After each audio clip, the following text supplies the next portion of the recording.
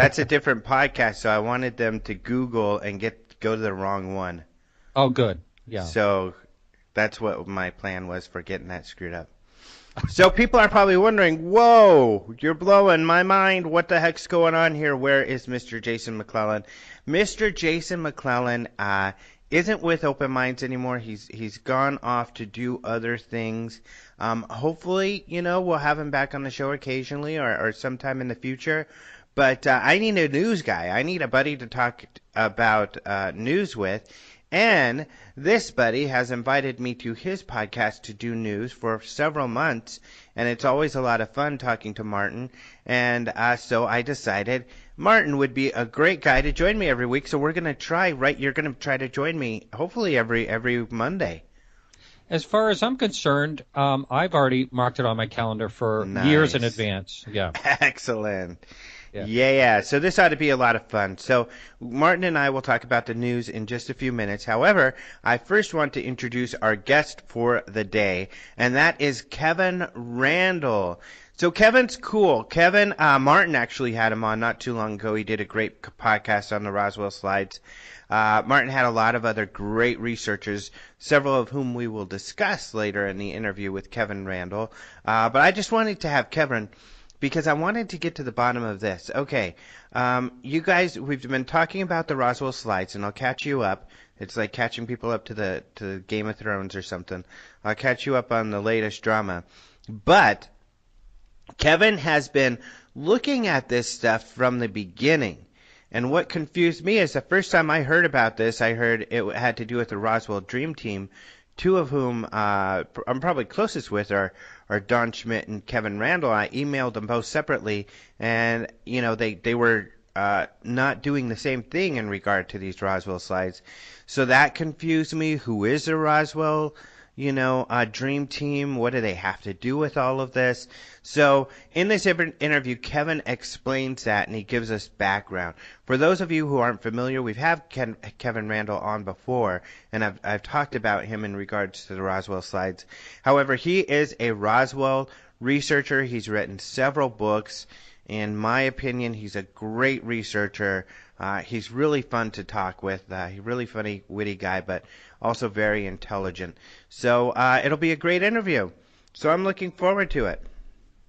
I'm sure it will. It's Kevin, in my opinion, is one of the grounded people out there in the research. And like you said, he's highly intelligent and a real likable guy. Always a great interview. I agree. And what's interesting, especially when it comes to this Roswell Dream Team and these slides, is that he has been a skeptic of those slides, and he's been on one side, whereas other parts of this Roswell Dream Team have been, of course, supporting the whole thing up until recently. And then you have, I didn't even know this, there's a couple of other members who have been involved in different arenas, and Kevin will explain that also. It's really interesting how this all comes about, I think. I can't wait to listen myself. Oh, it's exciting. Okay, and just to catch people up on the Roswell slides, so we've been talking about it, how Jaime Maussan had a big event. Tom Carey and Don Schmidt, who are two Roswell researchers and part of this Dream Team, have purported that this is probably an alien body, and we have some research and experts who have said so. Well, they did their event on May 5th. They didn't release, high quality resolution pictures of the slides. And in fact, the second slide they just barely showed without any fanfare. And what a lot of people noticed is, the second slide, what was shown was really low resolution, but that there was the placard could be seen better. So there were some researchers who started looking at this placard. A couple days after that happened, Adam Dew, the owner of the slides, released a higher resolution slide, and people within 48 hours were able to decipher the placard. And sure enough, the placard says that it's a mummified body of a 2-year-old boy. It even gives some details about the mummy. Some people, including one of the guys who was in favor of this thing, part of the research to show it was an alien. He changed his mind finally, and then he showed up with some more evidence showing that more of the background, given what's in the placard about the man who found the mummy and background of the mummy. So I've written all this up in a long story that people can check out. But I don't know if Martin's going to talk about it because he's already talked a lot about it, and he's got a no Roswell Slides policy at this point. Well, that's on my show, but I can blab about it on this one a little bit. And, one of the things I had mentioned is I think Jaime may just stick to his guns because he has so many faithful followers that will take his word over anyone else's or over any evidence. And, he's got a lot to lose by, conceding with the rest of the people that have apologized, basically. And that's, in my opinion, there are some people that need to apologize. And maybe we'll get one from him sooner or later. Yeah. So like Martin has noted, Jaime has not given up yet. He is one of the few people who is still saying this is an alien, and he's right. Jaime can go on and say this indefinitely, even if the evidence is piling up that it's obviously a mummy. Let alone, I think it looks like obviously it's a mummy. But this reminds me of, and it's a little bit dangerous for me to bring this up in this company because I know Martin is not a fan, but it reminds me of the Stephen Greer incident when Stephen Greer's own scientist started to say that this mummy that they had found was a mummy and it was a human mummy. And Greer, I think to this day, denies that his scientist says that, even though I was able to have an email interview and conversation with his scientist as well, where he told me and online to various magazines in very clear terms, this is a human. But Greer still says there might be something more mysterious to this, and many, many people believe him to this day. I also had a conversation with the same person you're talking about, and he also enjoyed my little karaoke thing I did on Greer. Oh, yeah, that's right. If you look online, and I posted it on my Facebook, I think Martin did a little karaoke about the whole Greer thing. It was very cute. But he admits he's not a singer. I can't sing, by the way. Yeah, right. So let's get into the news before we get to this exciting interview today. And just like we do with Jason, we'll let Martin start off. What is the news story of the week that you would like to discuss, my friend? Well, what I'd like to talk about is the UFO at the U.S. Space Walk of Fame Museum. Oh, okay, yeah. I thought that was really fun to look into, and I guess it was like twice in the last week or so at the U.S. Spacewalk Fame in Titusville, Florida. They caught a UFO on surveillance camera inside the museum. Now, it was like flying around in the room, and I've looked at this video like over and over again, and it's probably, most likely, some type of dust particle, but it does move pretty interestingly. It kind of like comes up and goes down pretty quickly, almost like it's affected by gravity or something, but nothing that you'd expect a dust particle unless the surveillance is not filming in real time, unless they're like slow frames. Mm-hmm. I don't really know how that works, but, for right now, the thing like bounces up, bounces down, goes around in the room, just like you'd imagine an orb would do. Now, Charlie Mars, he's the president of the U.S. Spacewalk of Fame Museum, and he told WKMG News that we can't explain it, nor can the person who put the system in for us. He later insinuates that could be a ghost or other strange things have also happened in the museum in the past, and it really gets them discussing, what it could be. And he seemed like he's really enjoying what's going on there. It's certainly getting some media. Yeah, he seems to love this mystery. He seems to be adamant about sticking to his guns that it is a mystery. And you're right, at first I thought it might be a bug because they're often, they're small and they float around like that. You don't see any wings flapping, and I guess that might be a possibility because like you said, it seems to move intelligently under its own power, like it or at least with some intent. So it doesn't seem to be meandering like a dust particle. It flies into the frame and flies out and kind of flies back. So, yeah, it's a really fun video of a UFO inside a building. And of course, it seems the guy even talked about maybe could be a ghost and ghost related.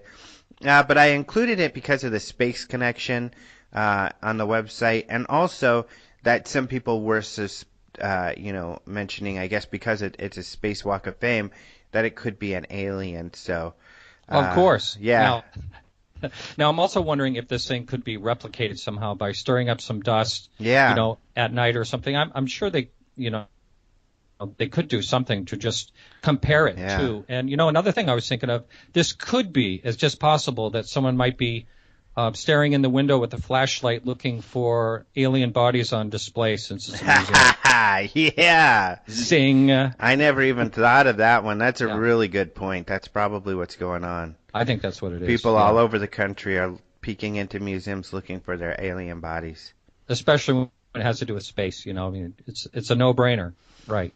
Well, I think, Linda Howe even says she might have found evidence of a picture of an alien body now, too. So, I don't know. There's a lot going on, but let's not maybe go there, huh?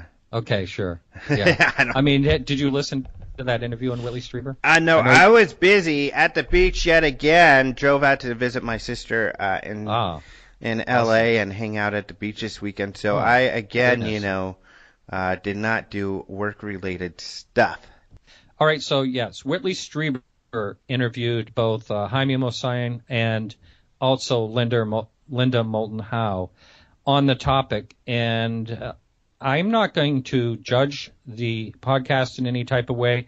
I'm just going to say that it's interesting, and there's some amazing claims made, and I do just want to say one thing, okay, and that is that. They're kind of going along the lines that, okay, so the placard may say what they're saying it is, but it's still an alien.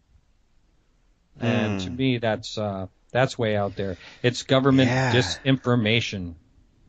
So we find these slides in these old people's home. We look at them. It looks like they have a mummy. Some people mistakenly thought they were alien. The placard is deciphered to say it's an alien, or a mummy human. But somehow it's an alien. That's right. Yeah. And it was done by the government because they want to get a reaction to see how people react when they actually see an alien. Very. You can't make this stuff up, or maybe you can. Yeah, you can. What? But that implies that, Don Schmidt and Tom Carey or something were all part of this government thing too. I don't know. I guess I don't understand. Yeah. But either way, it's a mummy, get over it. So let's see, moving on. The other stories going on that I wanted to mention to our listeners, I wrote this story about this Chilean video that was released. It was actually kind of a video that was released to Leslie Kane, and she wrote about it exclusively on a Huffington Post blog, where there was a case from 2012 where some people, 2 paramedics and a sergeant, were at this academy, Air Force Academy, in Chile, in Santiago, and they saw a formation of lights. And these lights were in a line.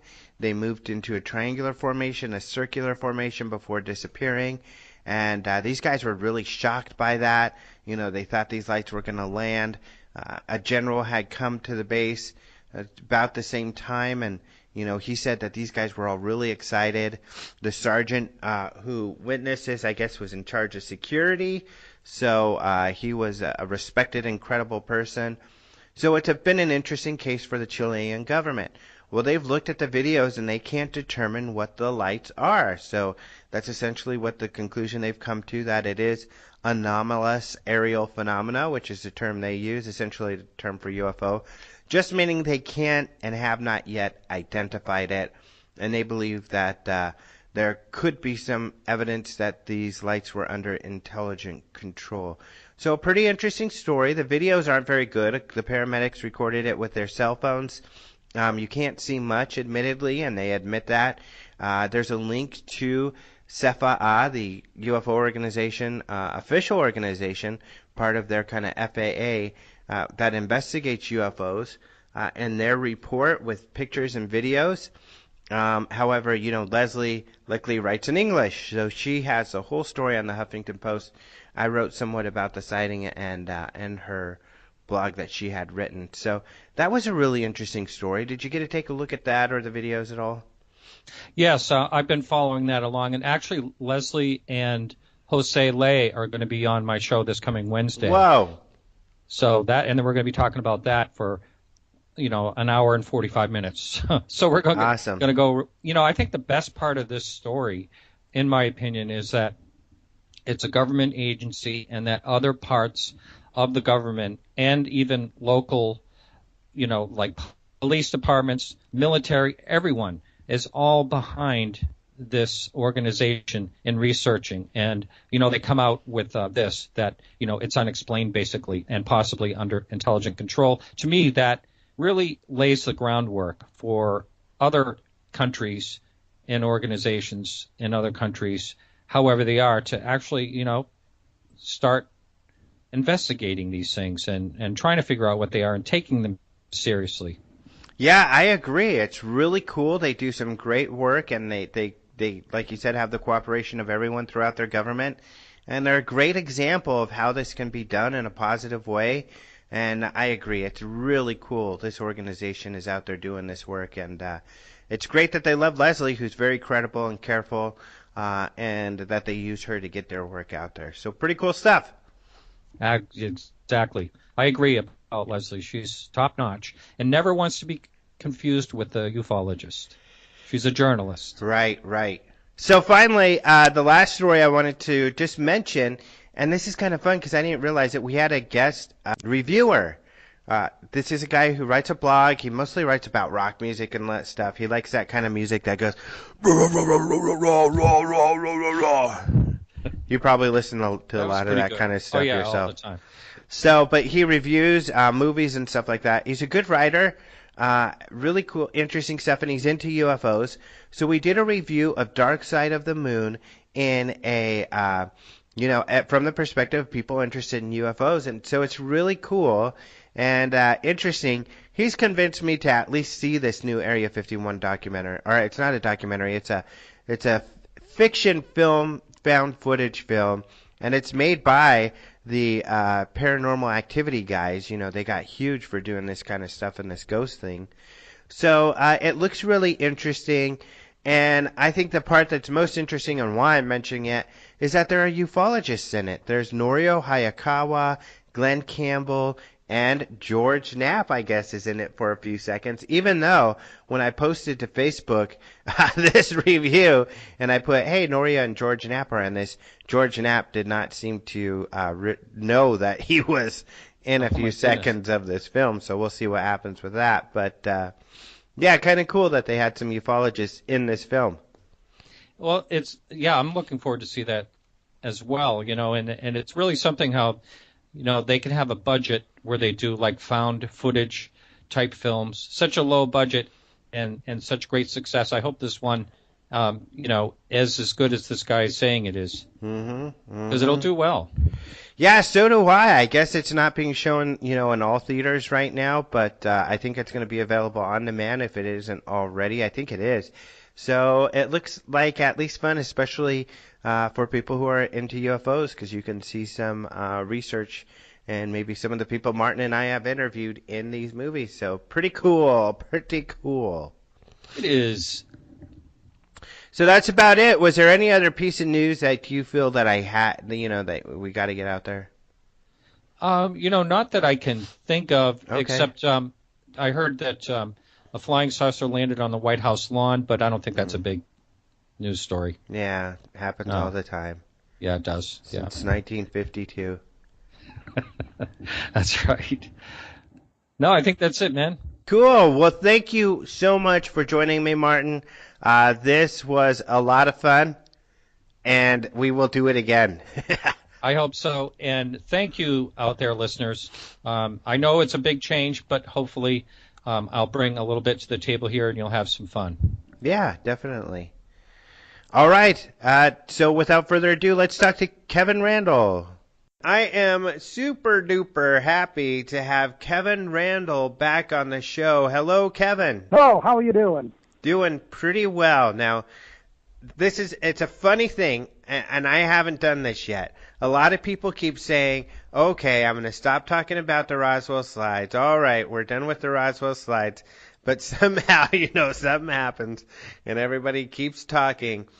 And you're one of those guys because you've written on your site, I think, several times in the last few weeks. All right, I'm done with this. At least as far as your site goes, do you think you really are done with it?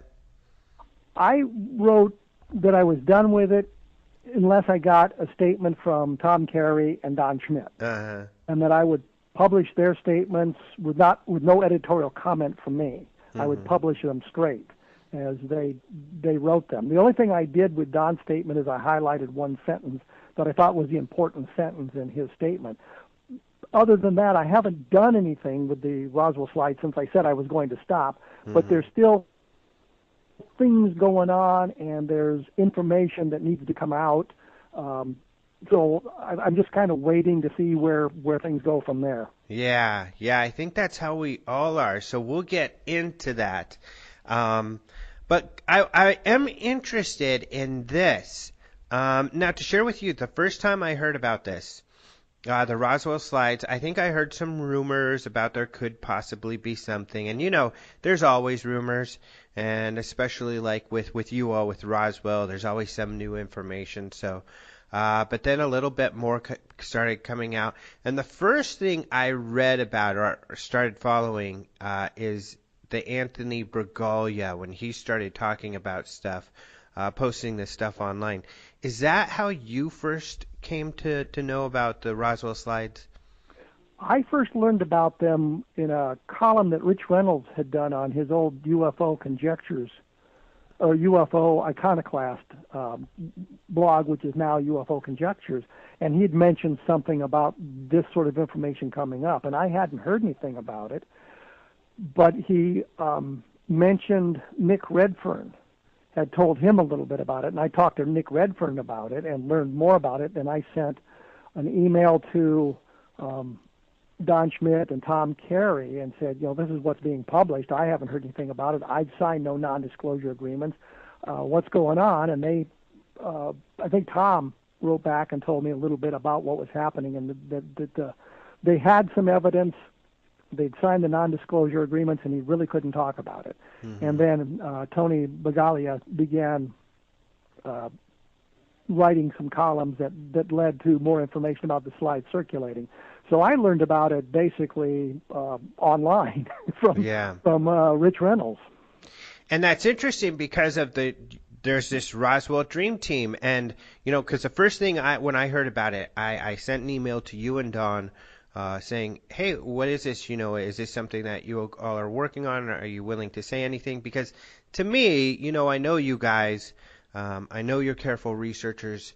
I know I can trust what information you would share, and that you'd be sharing whatever you felt was best to share at that time. However, now I guess then my question is how did the Roswell Dream Team come about, and who all is part of this dream team? Back in 2011, I guess, in 2011, we were down in Roswell at the festival, and Tom Carey said to me one day, want to go to lunch at Church's Fried Chicken? I've never wanted to turn down Church's Fried Chicken, so I said, certainly. And he proposed to me, he said he wanted to write the ultimate Roswell book, and he wanted to partner with me to do that. And I had already sent out an proposal to my publisher about doing the ultimate Roswell book, so I was caught in a little bit of a dilemma there. But I said, yeah, Tom, I'd be glad to do this, thinking that, well, if the book proposal I sent out would succeeded, I would worry about that at that time. What eventually happened is the publisher said, no, we'd like to do our books with more than one case involved, so that they basically rejected the proposal, and we came up with something else to do.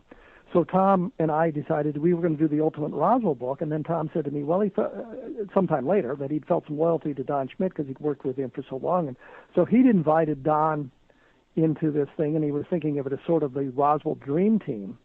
And Tony Bagalia had been working with them for quite a while, and so he was brought on board.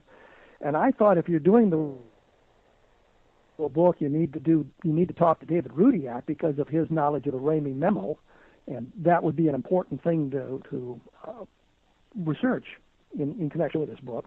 So Rudiak was brought on board, and I thought, well, we need someone of a more skeptical bend, and Chris Rukowski's name came up, so he was invited to join the team. After we met in 2012 in Roswell, Don, Tom, and I, to kind of map out where we were going to go with the book, and I said, for this project to work, we need something else. We need something big. We need some additional evidence or some documentation. And they said, yeah, we certainly know about that. I found out later that they had already they already had the slides in hand, not the slides in hand, but they'd already talked to the people about the slides and all this, mentioned nothing to me about it. They showed a computer printout, jet ink printout of one of the slides to David Rudiak at that convention. They said nothing to me, but they mentioned it to Rudiak, which I found a little bit annoying. Mm-hmm. That they wouldn't trust me with that information. And then I found out about it, I guess, in February of 2013 when the information began to break in a public arena. And like I said, I talked to Nick Redfern, and he said that he'd gotten a call from some guy who'd been in Midland, Texas, and I guess the owner of the slides, Joe Beeson, had been down there trying to learn more about the rays, and somebody had overheard him talking about it, and they called Nick Redfern and told him about it. I suspect now it was probably Beeson or Drew who called Nick Redfern, because the coincidence of this guy overhearing enough information to give it to Nick Redfern seems a little bit astronomical. The odds are just really out there.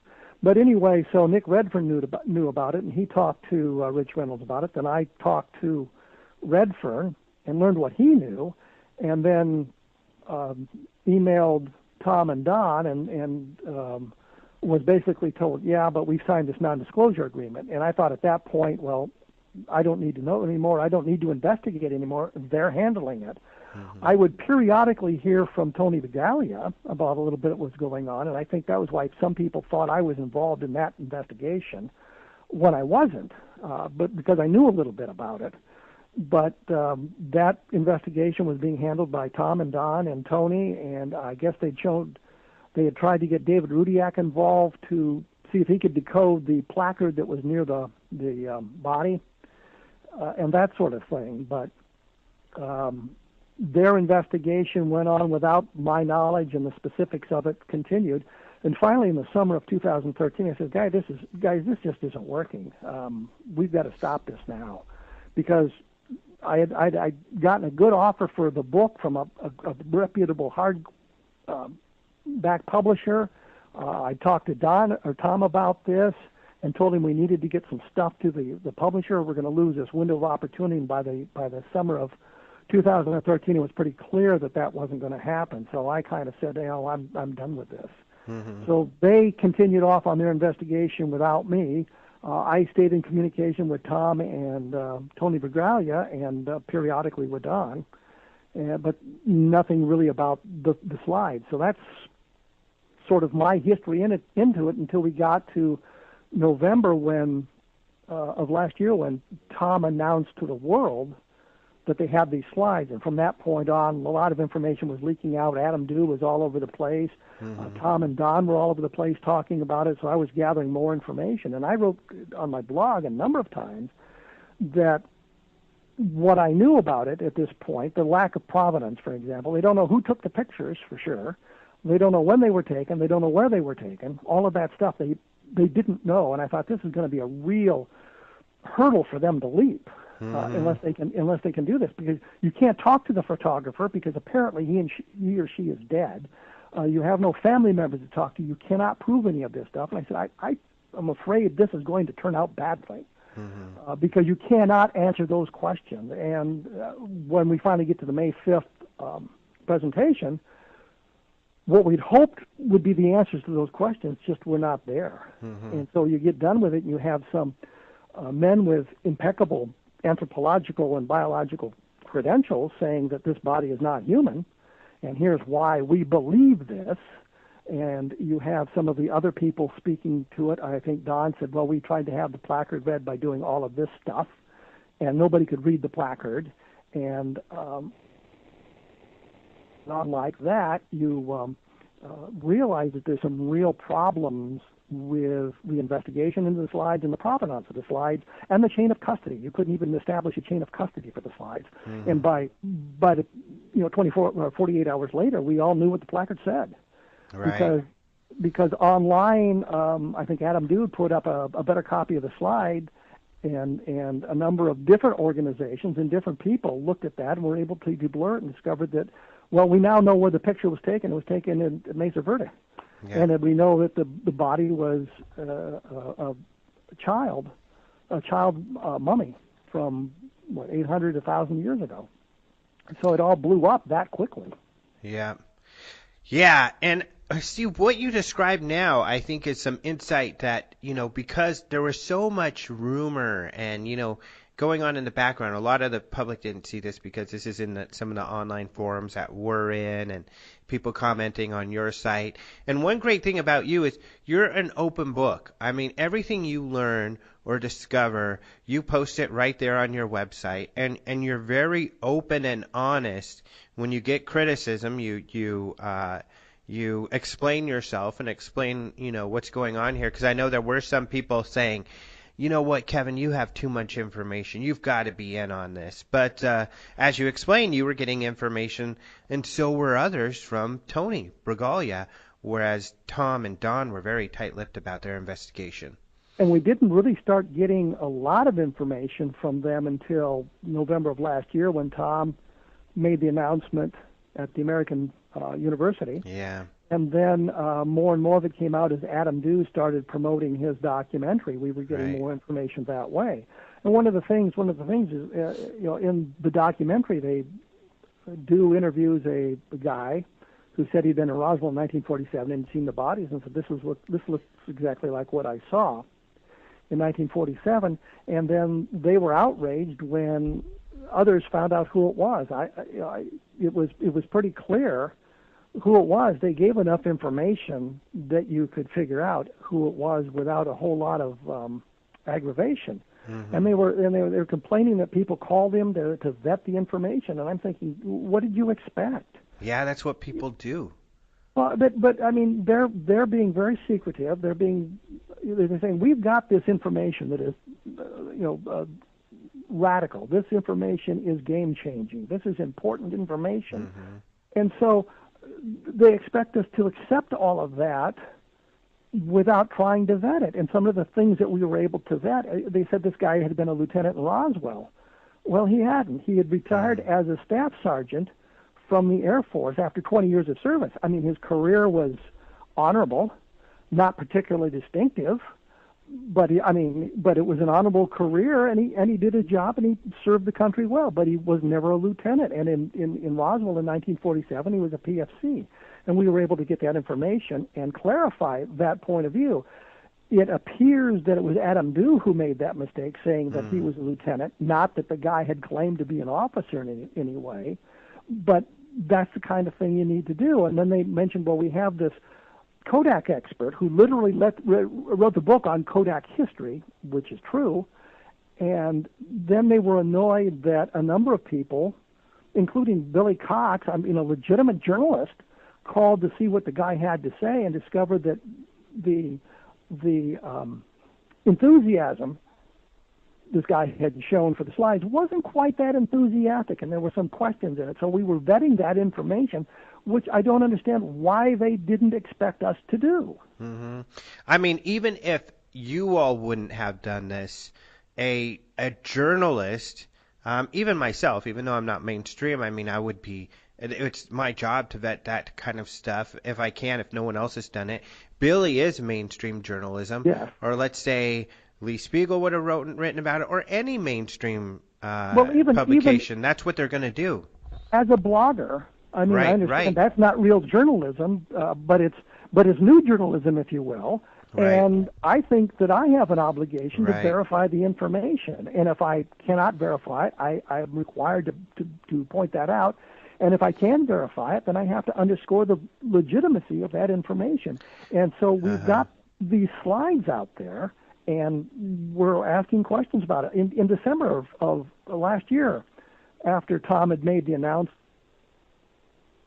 I was trying to figure out what could this possibly be? I'd gone through the books I have on science fiction movies and things like that, looking for anything that would, what does the aliens look like that they were in the movies in the 1940s? And basically they were humans, because that's the easiest way to do it. You know, you don't have to come up with elaborate makeup or anything. And I thought, well, you know, the people who took the pictures, the Rays, lived in Midland, that's the desert Southwest. Bernard Ray apparently was a geologist whose area included the Permian Basin, which it goes from West Texas into New Mexico. So we're looking in that area, and I'm thinking the desert Southwest is pretty dry, and bodies can be naturally mummified. And so I wrote to Tom. I said, could this possibly be a mummy? And he said, no, that can't be. We've looked at hundreds of pictures of mummies, and this isn't it. We can't find it. I'm thinking, after we've seen the thing, I'm thinking, geez, it looks like a mummy. You may not have found the exact mummy, but it looks an awful lot like other mummies that have been photographed around the world and that you can go online and look at. How could you not see the similarities? Even if you couldn't find the exact precise mummy, how could you not see the similarities to what you had? Right. I mean, when the picture came out and it looked like a mummy, and, you know, I hadn't seen the pictures. I had spoken with Don a little bit. He didn't give me details, but, you know, out of respect for him, I told him, you know, even though he got the sense I was skeptical, that I give him the benefit of the doubt. I'm interested in seeing what they figure out. It looked like a mummy. And so when I asked Adam Dew, when I got a chance to interview him, I asked, it looks like a mummy. People are saying it's a mummy. What do you think? And he says, I don't think it looks like a mummy. Which is fine. That's his opinion. That's Tom's opinion. But that does not an alien make. And when you just have pictures. And then you're looking at the placard. Mm-hmm. And then now we have the placard and everything. Now, I want to give a little bit of background real quick for people who might be completely lost. We have talked about this on the show before. We've followed along. At least, you know, we've written a few stories as time has gone on. But just a couple of pieces of information. Nick Redfern, you know, we've had him on the show, but for people who aren't aware, he's an author, does a lot of research on a lot of different paranormal and UFO topics.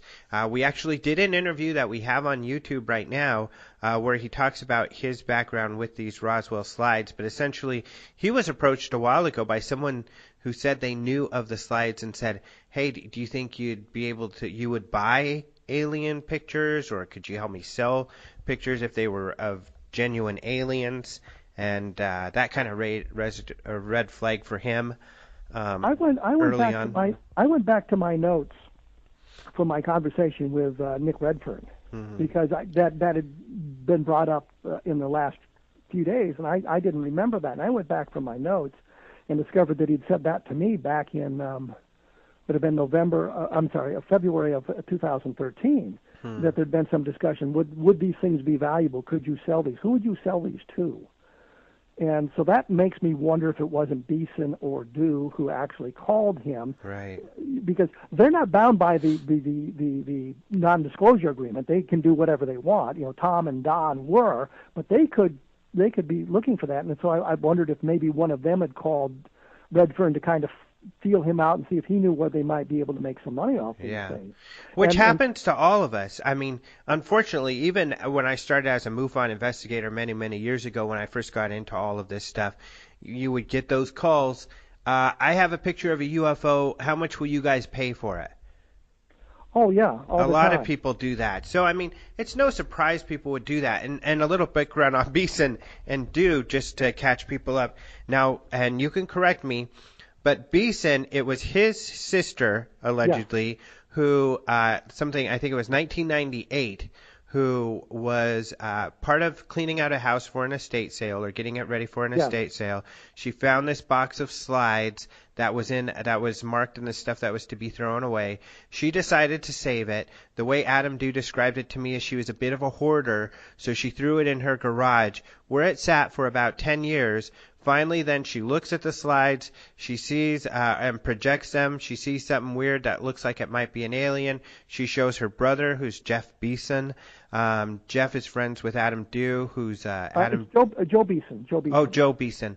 Joe is friends with Adam Dew, who is a videographer and has spent some time as a journalist, mostly in the sports arena and in high school sports.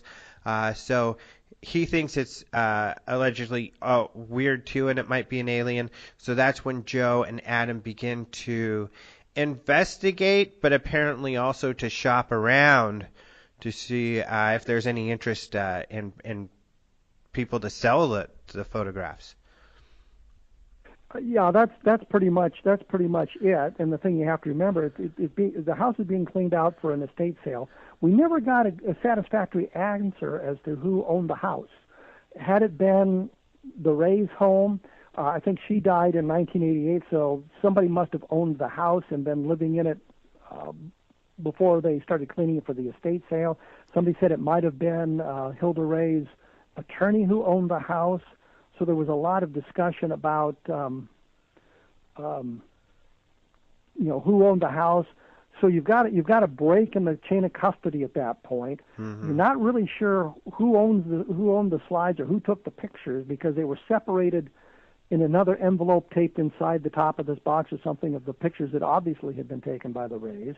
So you've got a problem with the provenance of it as well, and then it's sitting around until she sends the slide to her brother, who doesn't do anything with them until 2008. So you've got another big break in the. And there's another problem I wanted to ask you about.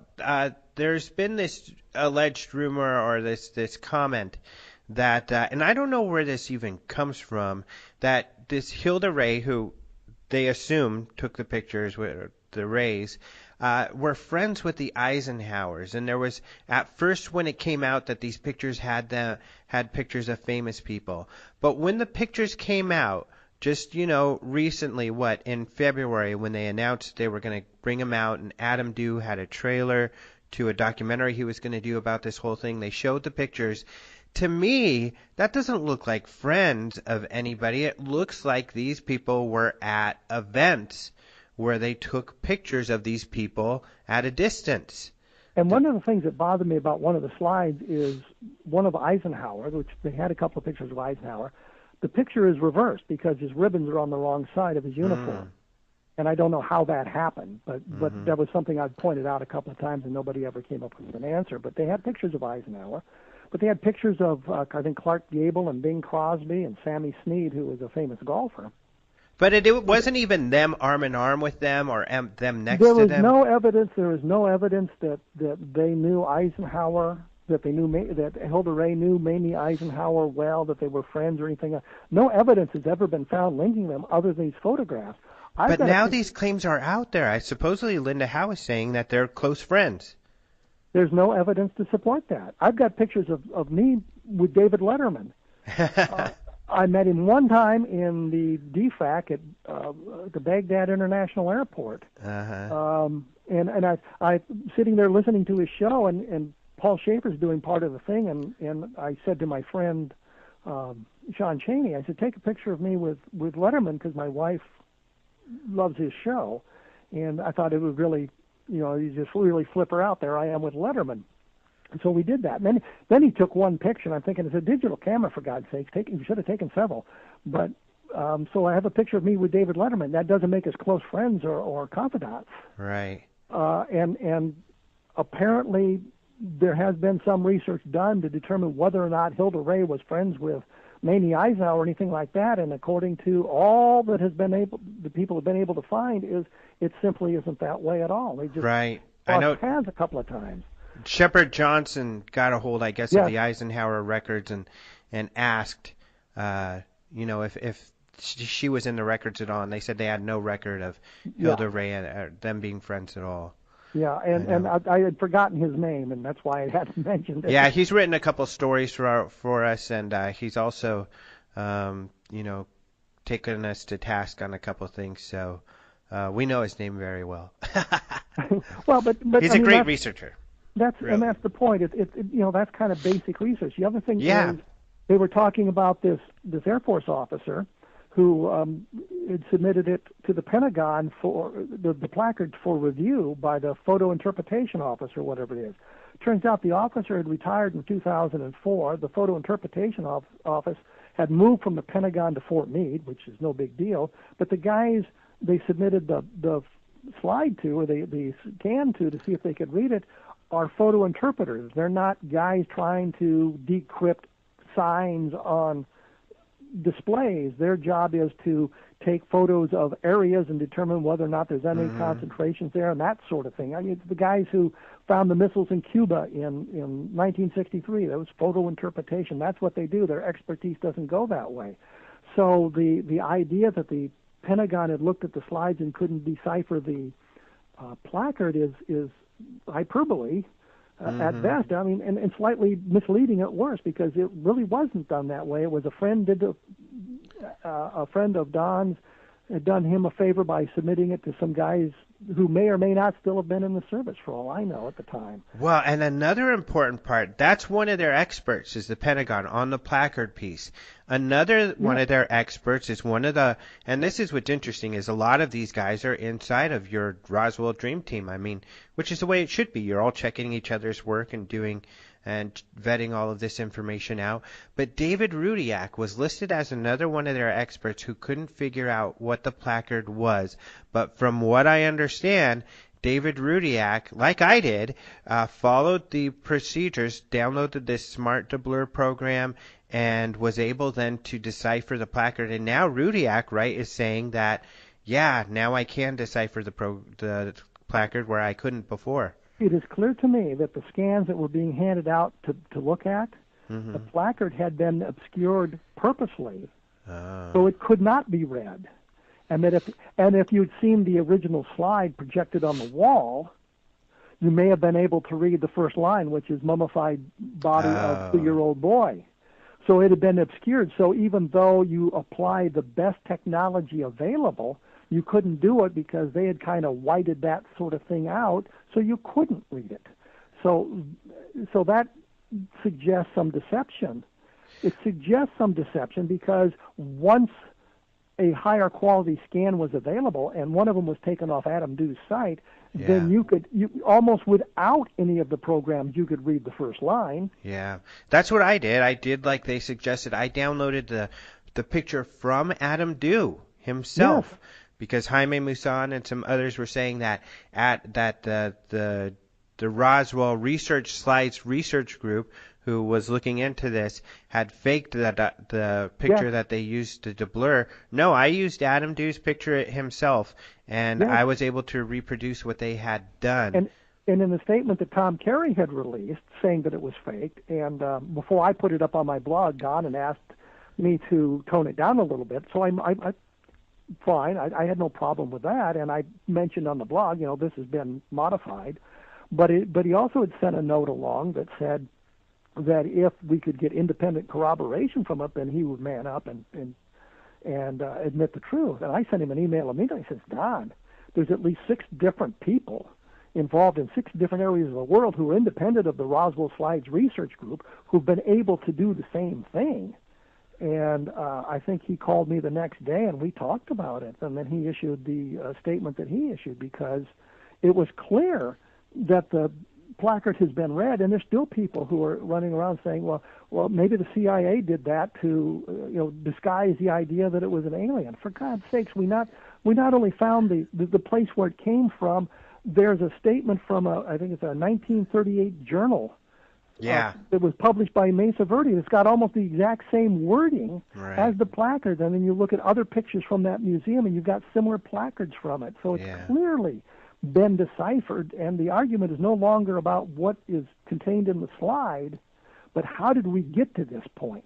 Yeah, and this is part of the problem, and I'm not one for calling people out, but when there is flaws in logic, there's a lot of I think a lot of some of the people who are calling things hoaxes and stuff like that are being really hypocritical, because they're saying that those who are saying that the placard says it's a mummy and stuff like this are hoaxers, or they're doing poor research.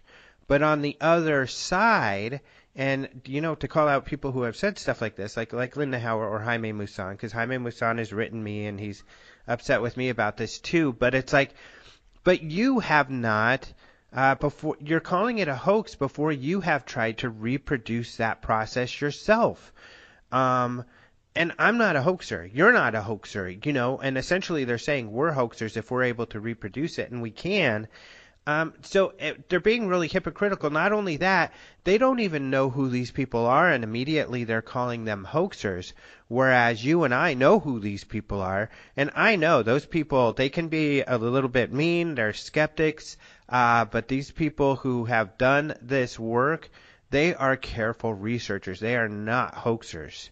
And the other side of the coin is, why not then, if it's a hoax and they've manipulated it, give us the highest quality scan you possibly can, and see if see if it can be reproduced. But the point is, almost everybody who is saying they can read the placard got it from Adam Dew. Right, and this is the other problem, though, and I'd like to hear your thoughts. And this is why we need to hear more now. And I haven't heard from Don or Adam Dew, even though I was hearing not as much from Don, but from Adam Dew I was. Before I went on my trip, Adam Dew, and this had all blown up with the placard and stuff, Adam Dew sent me an email and he said, if you have any questions, I'm more than willing to comment.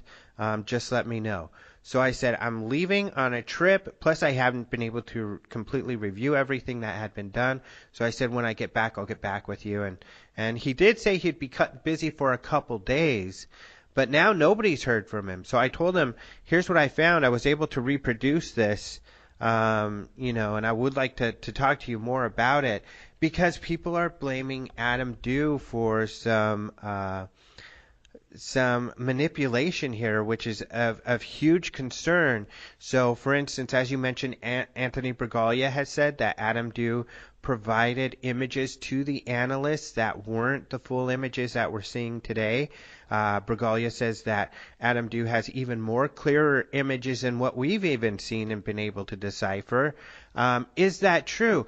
If that's true, though, Tom and Don should know this. Tom and Don should know that, hey, those images that Adam's putting out now are much better than what he gave our analysts, or that Don was able to provide to his guy to the Pentagon or to Rudiak. So that's some major red flags, and you would think that, Don and Tom need to come out and back up Bragalia's claims or say something. Well, it's clear that there's better copies of the slides out there, because, as we've said repeatedly, one of the scans was taken off Adam Dew's site, so clearly he had better copies. Uh-huh. And if he was not supplying the highest quality scans to Tom and Don, that kind of mitigates somewhat their culpability in this, because they're working off what they think is the best quality they have, and they're unable to read the placard. And clearly, before the May 5th presentation, a lot of people tried to read the placard and couldn't do it. It was only after Dew had produced a better quality scan on his website that the placard was read like immediately. Uh-huh. And so you've got Tom and Don, and I think Tom especially was caught up in the will to believe that we've got really alien slides, and they were attempting to do their due diligence. They were talking to guys who said, well, it's not alien. But I've also got information from Tony of an American scientist who did an analysis of one of the slides, the body in the slides, and really doesn't say anything about it being alien, and doesn't really remove it from the possibility of it being human. So, they had access to some of that information, and I think they were just caught up in the enthusiasm for, we've got finally something from the Roswell case that we can throw out there and say this is an alien, and we can move forward from that. We've now proved it was alien. Let's get further down the road, and unfortunately, it blew up. I don't think Dew or Beeson or any of the guys thought it would blow up, and I don't think they didn't think it would blow up that quickly. I mean, that quickly. It was within 48 hours. People were saying this is it's a mummy, and I think it was Tony and a friend of his who discovered it was from Mesa Verde. Right. Yeah, and Dew, from talking with him, I liked talking with him when I interviewed him, and he seemed to be very honest. And he just had differences. Even when it came to the money, he said, I would like to make money off of this. I've spent a lot of money. I think I need to at least recoup. That's why I'm going this route instead of going with the scientific magazines. He said, I don't know if I made the right choice. What do you think? And I said, no, you definitely made the wrong choice. Just but for the thing credibility. But the thing is, there's always been this question of money. I remember Walt Andrus confronting me in 1990, 1991 about who was paying for our research to Roswell. He was very concerned about the amount of money Don and I were spending going to Roswell and conducting the investigation at that time. And I said, it's all coming out of my pocket. Yeah. And Max Littell at the Roswell Museum one day stood there and yelled at me about being only in it for the money. And I'm thinking, in it for the money? I can't tell you the amount of money I've spent on this thing. And the best I can do is write books or articles about it and get some of the money back. But I'm certainly not getting rich doing this. It was a story that I thought was important and I wanted to tell. And the money was really secondary. I don't mind having the money to take care of the expenses, so it's not costing me anything, but I didn't need to make any additional money out of the deal. But that's always a question that comes up, and it's not fair, because does anybody say to, I don't know, David Muir of ABC News, well, you're just in it for the money. Right. They're paying you millions of dollars to read the news on TV, so you're just in it for the money. I don't know people in other fields being accused of that as often as we are. You're just in it for the money. You're just in it for the money, and it's really not a fair criticism. Right. To raise. And one other piece of some of these guys being a little hypocritical, such as Jaime, now has been saying, when confronted with now that Anthony Bragalia has found some more information, who is Anthony? I don't know him. He has nothing to do with this. And that's a little bit frustrating, too, because, well, Jaime, maybe you should ask Tom and Don who Anthony Bragalia is. Maybe you should do a little bit of research, what you're accusing others of not doing. Because as you've outlined at the beginning of the show, or our interview, Anthony Bragalia is part of the Roswell Dream Team, and he was an integral part of doing the research with Tom and Don on this. Yeah, there's a lot of that going on, and Tony's stuff appeared all over the internet, right? With his releases. I know Tom and Don are a little bit annoyed with him because he was a little bit more open with the information than they cared for him to be. But the other side of the coin is, had they shared the information as much as they had with a number of other people, I think this whole disaster in Mexico City could have been averted. But rejecting Tony Bragalia simply because he doesn't know who he is certainly not proper. And I can understand Jaime wanting to protect his reputation and his investment, but by calling out Tony that way, that's just not the way to do it. If you've got some facts to refute what Tony has to say, then that's the way to go. Yeah. And then finally, I guess this is kind of where I feel weird about it too, and we'll see what your opinion is. I think that the first thing, if this were me and you gave similar advice, before I would do a big Mexico event, I would give this information to those hotheads at the UFO updates and to you. Sure, these guys can be really harsh and go and everything, but you know what? I would rather have it vetted and looked over by the people who are going to be the most harsh on it. I do that with my work. I love to float my stuff by these guys because they may not be nice about it, but they'll find the holes, they'll poke the holes, they'll find your gaps in logic, so you can fill those gaps and work on finding it. If they would have done that before Mexico, they would have been able to discover a lot more, maybe even found the body, maybe even deciphered the placard, who knows, with kind of a crowdsourcing type of research. Well, the one thing I'll say about the skeptics is when they're in a public arena, my blog, for example, they do get awfully nasty and mean, and I've cautioned a number of them several times about this. But when you communicate with them privately, one-on-one, they're much gentler. Right. They're much more easy to get along with. They're easier to get along with. They're more rational, if you will, when you do it that way. So Yeah. and I know a couple of them have said to me, well, I do need to tone it down a little bit, and they try to do that. But they do come across publicly as very harsh. But by the same token, you need to do something like this as transparently as possible, so you don't end up with a Mexico City. But on the other hand, and this is kind of the rough part, the Mexico City was a success in one aspect. The Mexico City, the only reason you want to do, I can think of doing a Mexico City type of big hurrah with an auditorium, is to make lots of money, to fill lots of seats, to sell lots of tickets, and to make lots of money. And they did fill a lot of seats. They did. And this is one of the areas where we don't have accurate information either.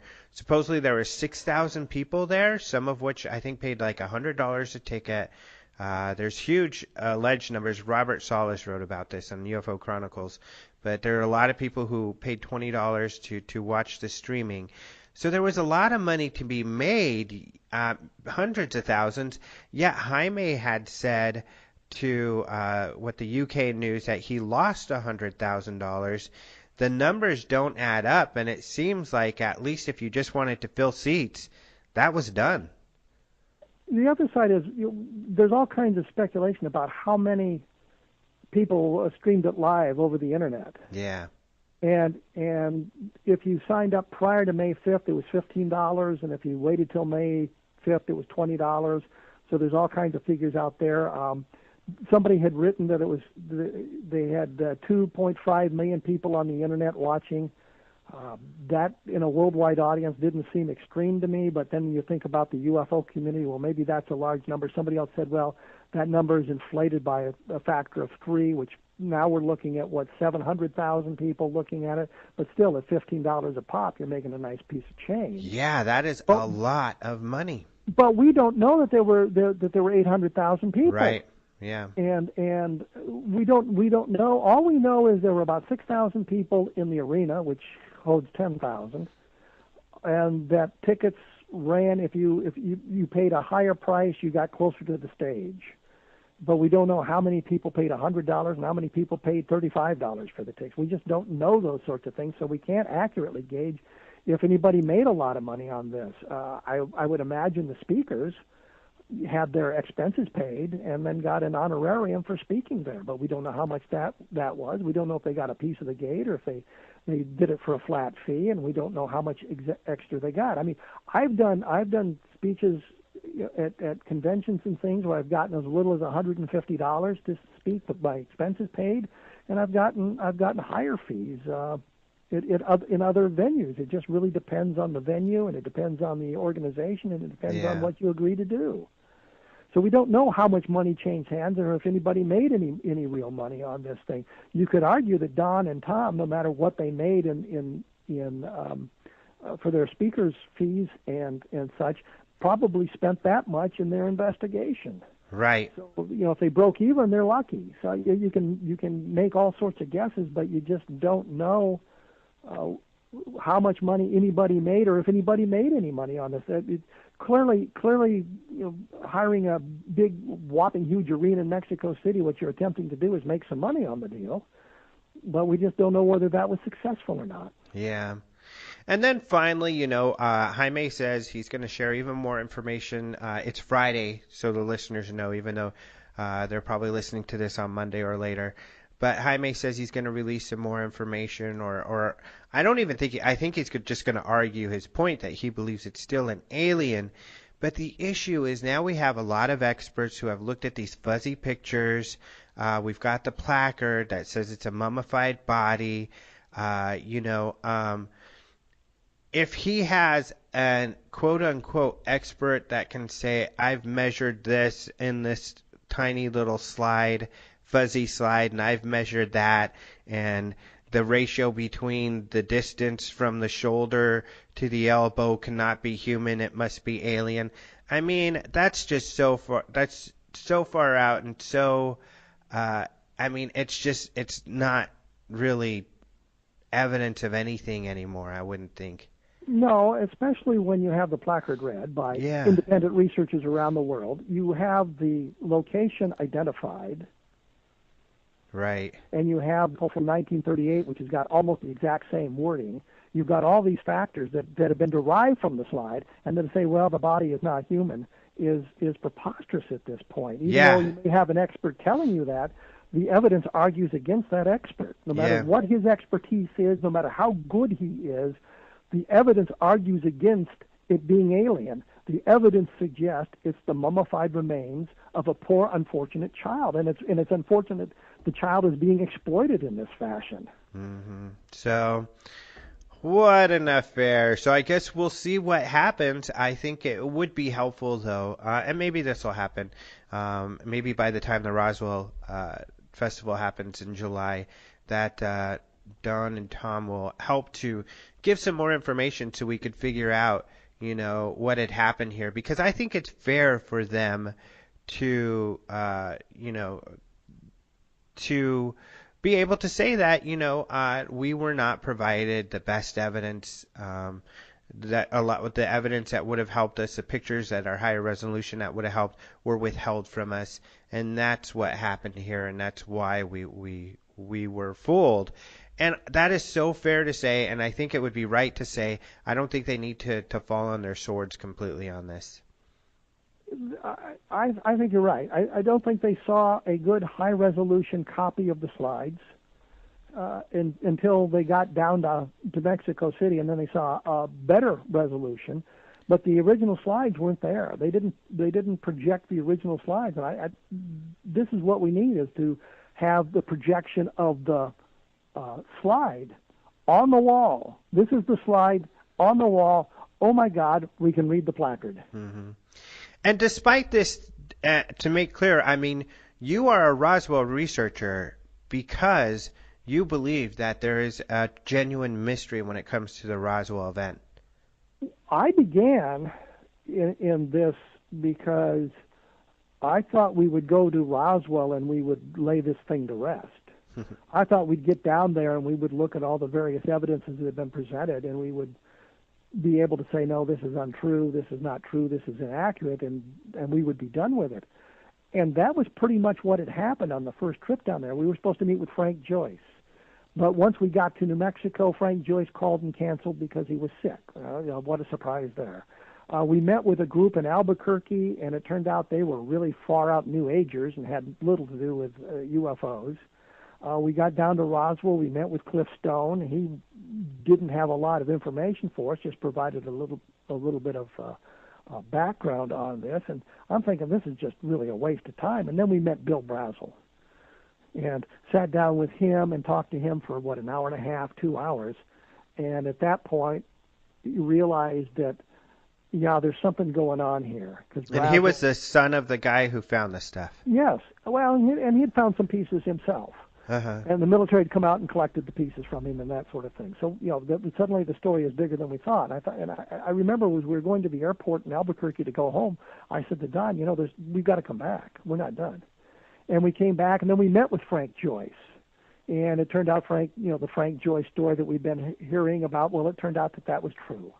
And we got down to Roswell. I think it was Ralph Hike said to me one day, "You want to meet the daughter of the sheriff?" I said, "Well, yeah." And so we got a hold of Phyllis McGuire, who was one of the daughters of Sheriff Wilcox, and then we found Elizabeth Polk, who was another daughter of the sheriff, and we got a hold of Judd Roberts, who had been at the radio station in 1947, and chatted with him, and began to find the people we needed to talk to give us bits and pieces of the story. So it became, it's not easily resolvable as a balloon. Something else is going on there. Don found Louis Rickett and talked to him in person, and got the opinion from the point of view of the CDC. We found Cavett, and we talked to him. And I remember sitting in Cavett's apartment in Sierra Vista, Arizona, and I say Sierra Vista, Arizona, because anybody who knows the military knows that Sierra Vista is right outside the gate of Fort Huachuca, where they train the intelligence guys in the Army, or one of the places they train intelligence guys in the Army. And I remember sitting in his apartment, and we're talking to him about this, and Don or I said something to him about being out on the crash site, and Kevin got very nervous. He leaned forward, he picked up a magazine, he threw it down, he leaned back, he said, "Bill Rickett tell you that?" And trying to protect Bill Rickett, I said, "No, Edwin Easley told me," which was not true. It was Bill Rickett who said it. And he relaxed immediately. I thought, well, that was a mistake. But when we talked to Rickett, when we talked to Cavett, we talked to Jesse Marcel Jr., I found Patrick Saunders, the base adjutant. We talked to him. We had all these various people we talked to who provided us their perspective, limited though it might have been, their perspective on what was going on. And we realized this is something bigger than a weather balloon falling on a ranch. And although not any one thing pointed to the extraterrestrial, many things hinted at the extraterrestrial. And I finally asked Edwin Easley, who was the base provost marshal, I said, "Are we following the right path?" And Easley said, "What do you mean?" And I said, "We think it was extraterrestrial." And he said, "Let me put it this way, it's not the wrong path." So indirectly, he's telling us it's extraterrestrial. It was something alien. Jesse Marcel, I found footage of him from a television interview he did with Johnny Mann, a reporter at the time at WWL-TV in New Orleans. And in this interview, Marcel is saying it was something that was found, it's something that came to Earth, but it wasn't made on Earth. So you've got a statement by Jesse Marcel. We've got a statement by Patrick Saunders about how they had manipulated the information and hid the money trail from anybody who might be looking in the future. We had all kinds of things like that, and so it becomes very, very important.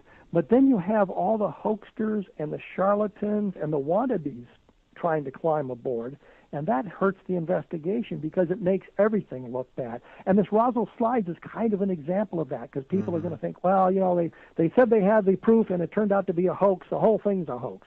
Well, no, there's one aspect of it that isn't even really linked to Roswell when you get right down to it. And I know Tom and Don had said in a number of interviews, well, the skeptics are calling it the Roswell Slides, but they're really not. We're not sure. We're not sure where they came from, but then they kind of linked them to Roswell anyway. But the real point is the slides have nothing to do with Roswell. Nothing whatsoever, as the ultimate solution proves. So that sort of thing always hurts the investigation because people remember that sort of thing. Do you remember Bill Buckner as a wonderful baseball player, or you remember him missing the ground ball that would have ended the game in the World Series, so that the Red Sox would have won? You remember the air. You don't remember all the great other plays that he might have made. And it's the kind of same thing with this. People remember the hoaxes and the charlatans and the alien autopsy and all of that nonsense, but they do not remember the hard work that went into learning some very specific things from the people who were really there in 1947, and we can document they were there in 1947, as opposed to the people who say, well, I was there, but I don't have any proof because my records were older type nonsense. Right. One more question now that you bring up the alien autopsy, too. We're pretty much out of time. I mean, we've taken up a lot of time, but there's a lot to talk about. I mean, this is all very interesting. But there has been, and oh man, what is his name? I forget his name. He's kind of a skeptic out there who sent his stuff. We've printed some of his stuff before, and he sent me his kind of conspiracy theory around, and he draws a lot of similarities. He thinks that perhaps this was a hoax concocted at least by maybe Adam and Joe Beeson, and one of his that I thought was interesting ideas, you probably have heard this, is that the nickname for the alien in the alien autopsy was Hilda. And of course, the whole hoax was done by Ray Santilli. And so he thinks that the name Hilda Ray, as the person, who took the pictures of this current alleged alien, is kind of a little sign that, this is a hoax. I had heard that, and I think it's just a coincidence. It is awfully coincidental. But because there really is a Hilda Ray. Mm-hmm. And there really is a Bernard Ray, and as Tony Bagaglia pointed out, a lot of their history as he was trying to vet who they were. Right. So there really was a Hilda Ray, Hilda Blood, I think is her name, and so that would be a coincidence if if the fake body in the alien autopsy was really named Hilda, right? And I haven't heard that. All I know about this for certain, I mean, the people who made the body, created the film, they've all admitted their participation in the hoax. So it's clear that the alien autopsy is a hoax, and yet there are people who will still argue that it's real. Yeah. Yep. Which just astonishes me. The guys come out and said, "Here are pictures of us making it." And they say that what they did was, they faked part of it, or it's a government disinformation ploy. No, it's a hoax, and everybody admitted it was a hoax. Well, practically everybody admitted it was a hoax. Well, we got still people who believe in these slides, and in 10 years from now, there'll probably be a group that are still arguing that it's really an alien in these slides too. Yeah, and well, it's even going on, even though the placard has been read, even though the body has been identified where it was, the museum it was in has been identified. All of this information is there, and you can corroborate it yourself online by looking at some of this stuff. But yes, there's still people who are, and outside the crew who was involved in the May 5th presentation, there's still people who outside that group are saying yes, it's real, and it's just a bunch of debunkers trying to destroy the evidence that we have. Yeah. Aye. And that, I guess, puts us in the group, even though we're just trying to report the facts. Yes. Well, thank you so much for being on the show again. I think a lot of what you have to contribute regarding all of this is really important. I think that it's important for people to see that, that you're part of the group, what the Roswell Dream Team was all about, and how the makeup of the group. And I think it's interesting and fitting that, people like Ivan Rutowski, who you said is part of your Dream Team, he was also part of the Roswell Slides research group, which helped discover, deblur the image of the placard. So he's out there also, vetting all this information, and that's what's supposed to happen.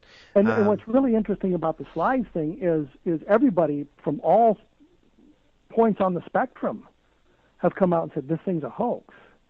Guys who are hardcore ETers and guys who are basically debunkers.